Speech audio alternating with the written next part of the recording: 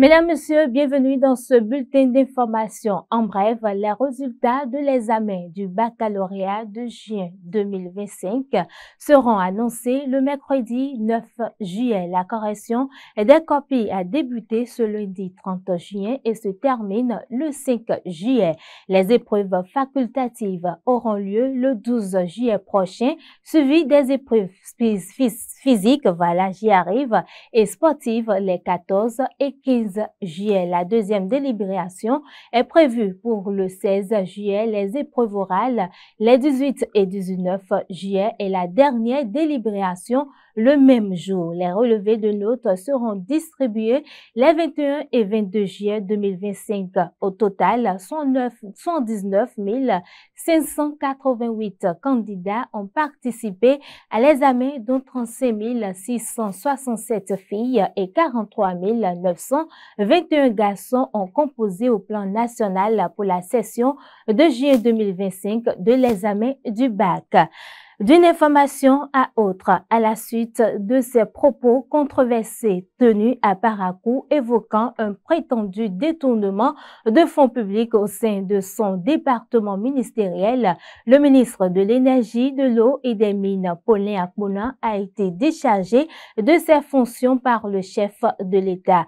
Dans un communiqué signé par le secrétaire général du gouvernement et rendu public ce jeudi 26 juin 2025, il a été remplacé par José Tonato, qui assurera désormais cette fonction cumulativement avec ses ambitions et attributions de ministre du cadre de vie et des transports du développement durable. Quelques heures après ce limogeage, les citoyens de Parakou se sont exprimés. Suivez-les au micro de Guérite TV Monde avec Anselme Richard et Modeste Adonzeto. J'ai reçu cette information avec gravité parce que pour qui connaît un peu le gouvernement Talon, il est très rare qu'un ministre qui n'a que quelques mois dans le gouvernement puisse être relevé de ses fonctions. Et c'est ça qui m'amène à dire que l'acte posé par le ministre est un acte suffisamment grave. Je suis obligé de faire le lien. C'est vrai que la note de service, le décret qui a été pris, ne dit pas explicitement ce pourquoi le ministre a été relevé de ses fonctions. Mais pour qui était à Parakou et qui est habitué aux réseaux sociaux depuis 72-96 heures, on peut valablement faire le lien avec la sortie politique du ministre à Parakou le week-end dernier et les propos qui ont été tenus.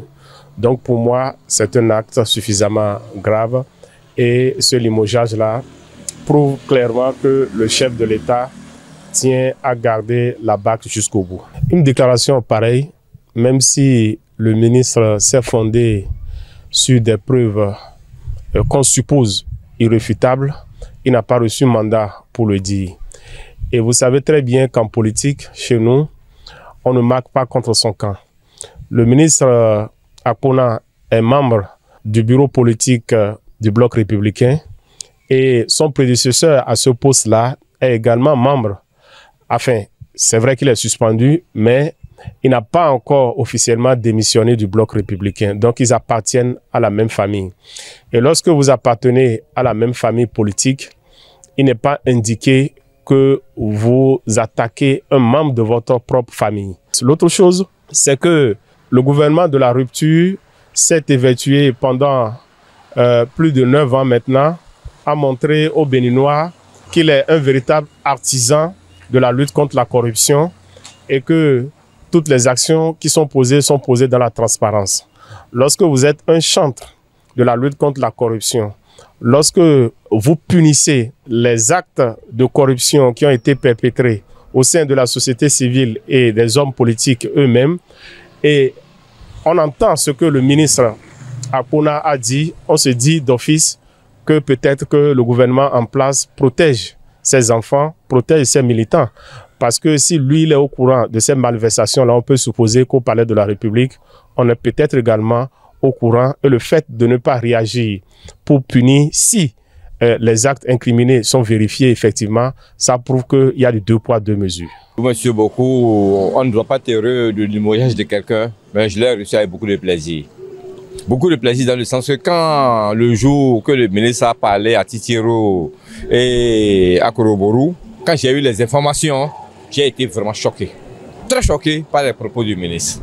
Surtout que le ministre conseiller à la défense et à la sécurité était présent à cette séance.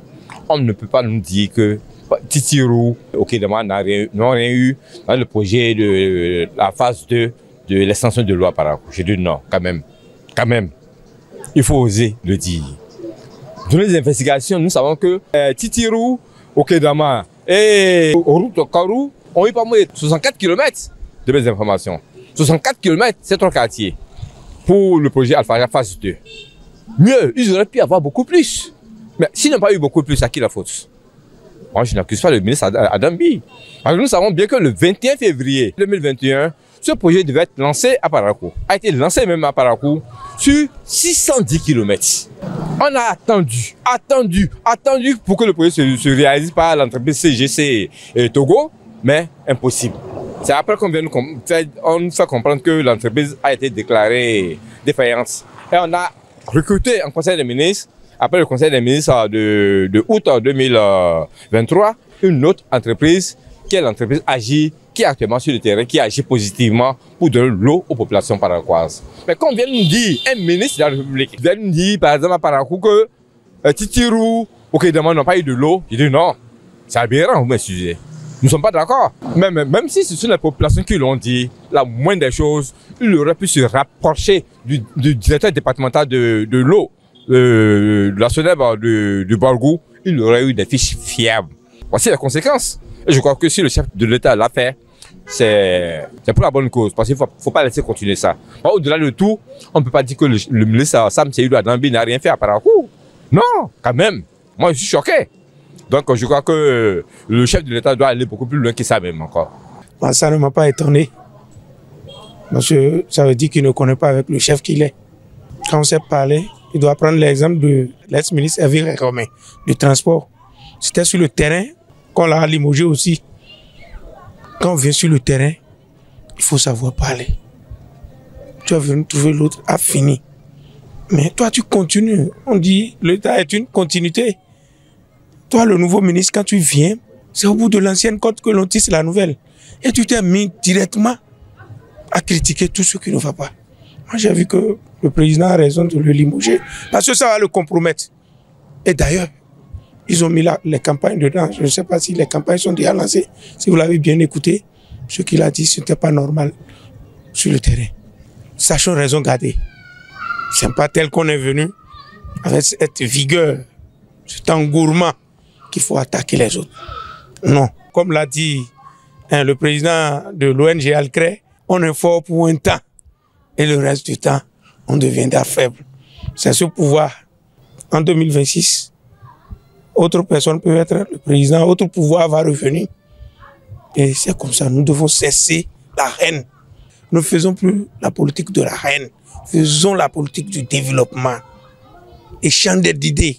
Comment faire pour que notre nation puisse développer. Nous poursuivons dans ce bulletin d'information. Mesdames et messieurs, les forces spéciales béninoises ont démantelé une base terroriste et neutralisé des assaillants dans le nord-sud du Bénin lors des opérations menées les 24 et 28 juin 2025 dans le département de la Liborie. Au moins 6 terroristes ont été neutralisés et des armes et motos ont été saisies. La base située dans la zone dite Point Trip servait de camp pour préparation pour des attaques futures. Aucune perte n'a été enregistrée du côté béninois. Ces opérations démontrent la détermination des forces de sécurité à reprendre le contrôle de la zone.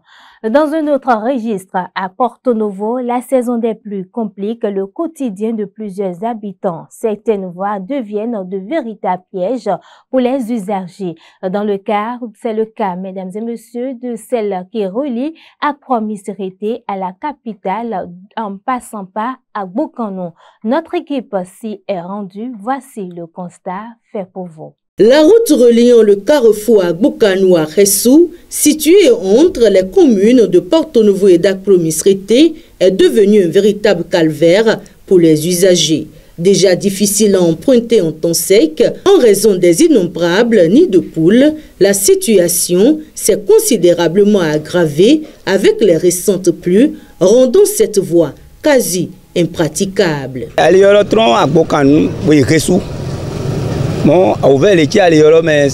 Cette voie quitte Agbokanou pour Ressou.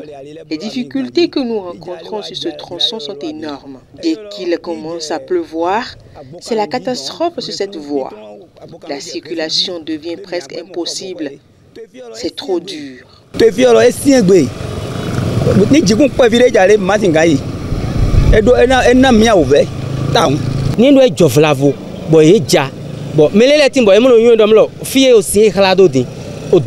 Il y a des usagers qui ne maîtrisent pas l'état de la voie. Du coup, ils ne savent pas que les trous sont profonds et l'eau qui stagne dans les trous constitue un piège pour eux. C'est un véritable danger. Nous enregistrons de nombreux cas d'accidents de circulation par ici.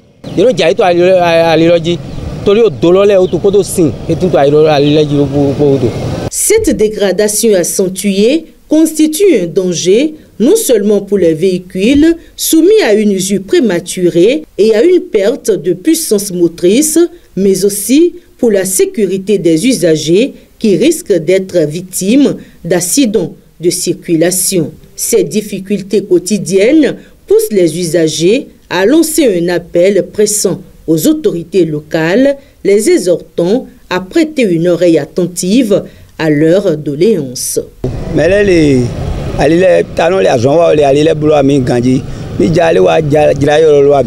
Le président Patrice Talon fait déjà beaucoup pour nous en matière d'infrastructures routières et nous lui en sommes reconnaissants. Mais l'état de cette voie laisse à désirer. Que les autorités se penchent sur son aménagement.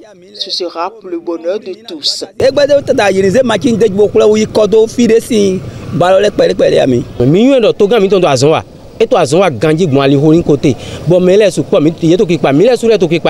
Les pluies de ces derniers jours ont empiré la dégradation de cette voie. Que le maire plaide auprès du Père de la Nation pour le bonheur de nous autres usagers et riverains de ce quartier. Nous serons vraiment contents de voir les choses s'améliorer dans les prochains jours. Il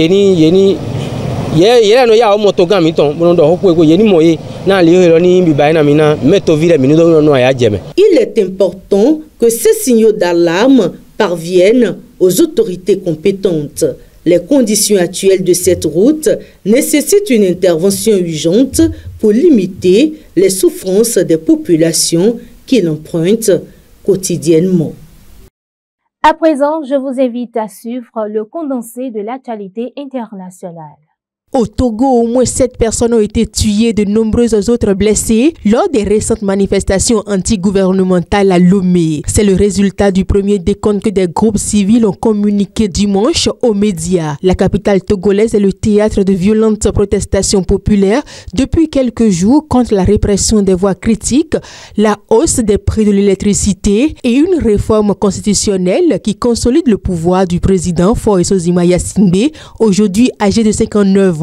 Les groupes de campagne et les organisations de défense des droits ont dénoncé les abus commis par les membres de forces de sécurité et des milices togolaises, déclarant que cette personne avait été repêchée dans les rivières de la capitale. En 3 jours de manifestation, ce sont des dizaines de blessés et plus de 60 arrestations de jeudi à samedi selon les associations. Les autorités togolaises n'ont fourni pour l'instant aucun bilan officiel et elles ont plutôt nié que ces décès soient liés aux troubles. Les manifestations sont rares au Togo, où le président Faure Esozima-Yacingbe s'est maintenu au pouvoir depuis 2005, succédant à son père qui a régné pendant près de 40 ans. Jeudi matin, de petits groupes de plusieurs dizaines de manifestants ont bloqué les rues, brûlé des pneus et érigé des barricades en bois dans la capitale, où de nombreuses entreprises sont restées fermées. La plupart ont été relâchées depuis, mais Amnesty International a dénoncé des cas de torture présumés. Direction le Sénégal à présent, le journaliste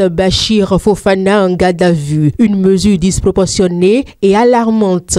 Au Sénégal, le journaliste se trouve une nouvelle fois derrière les barreaux. Bachir Fofana a été placé ce mercredi 25 juin en garde à vue, puis placé sous mandat de dépôt. Il est poursuivi pour diffusion de fausses nouvelles. Le président de l'Assemblée nationale a porté plainte contre le journaliste après qu'il a évoqué des irrégularités dans le cadre d'un marché passé par l'institution dans l'achat de véhicules de fonction. La coordination des associations de presse appelle à sa libération immédiate et estime que le recours à la garde à vue dans ce type d'affaires constitue une mesure disproportionnée et alarmante. C'est une réaction de désolation et surtout aussi de tristesse parce que c'est un confrère qui est aujourd'hui dans les liens de la prévention pour un délit de presse. Or, nous nous sommes toujours battus pour la dépénalisation du délit de presse et ce n'est toujours pas effectif. Malheureusement, beaucoup de nos confrères et consoeurs en payent le prix fort actuellement. Bachir Fofana doit être jugé mercredi 2 juin 2025 devant le tribunal de flagrant délit de Dakar, la capitale du Sénégal. Et pour terminer, guerre Israël-Iran, au moins 11 morts dans des frappes sur la prison d'Evin. Au moins 11 personnes ont été tuées lors de l'attaque israélienne contre la prison d'Evin à Téhéran, un établissement tristement célèbre où sont détenus de nombreux prisonniers politiques et dissidents, a déclaré dimanche le pouvoir judiciaire iranien. Le porte-parole du pouvoir judiciaire a indiqué sur le site officiel de l'agence de presse misant que parmi les personnes tuées lundi figuraient des membres du personnel, des soldats, des prisonniers et des membres des familles en visite. Il n'a pas été possible de vérifier de manière indépendante cette affirmation qui a été diffusée par la télévision d'État. La raison pour laquelle Israël a ciblé la prison n'est pas claire, mais l'attaque a eu lieu le jour où le ministère de la Défense a déclaré qu'il attaquait des cibles du régime et des organes de répression du gouvernement au cœur de Téhéran. La nouvelle de l'attaque de la prison a été rapidement dissipée par une attaque iranienne contre une base américaine au Qatar, plus tard le même jour, qui n'a pas fait de victimes, et par l'annonce du cessez-le-feu. Voilà l'essentiel à retenue de l'actualité au plan national et hors de nos frontières. Faouzia Sefou, bonne suite à vous.